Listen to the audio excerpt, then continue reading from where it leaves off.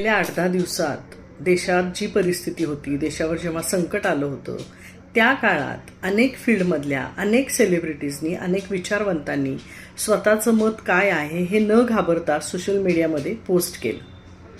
पण याच काळात तुम्ही नोटीस केलं का, एकाही ग्लॅमर इंडस्ट्रीमधल्या सेलिब्रिटीजनी आपल्याला काय वाटतंय हे कुठेही पोस्ट केलं नाही. एरवी छोट्या छोट्या गोष्टींसाठी, छोट्या छोट्या इव्हेंट्समध्ये, पिक्चरच्या प्रमोशनसाठी मीडियाच्या मागे लागणारे हे लोक आता मात्र मूग गिळून गप्प बसले होते.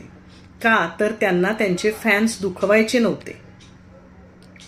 याबद्दल महाराष्ट्र पोलिसांनी एक खूप छान पोस्ट केली की आता युद्धजन्य परिस्थिती नॉर्मल झालेली आहे, तर कृपया तुम्ही काहीही बोलू शकता, कारण आता तुमचे फॅन्स दुखावणार नाहीत.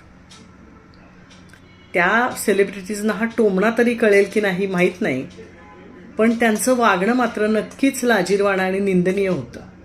आणि महाराष्ट्र पोलिसांनी हे निदर्शनास आणून दिल्याबद्दल त्यांचं खरंच कौतुक.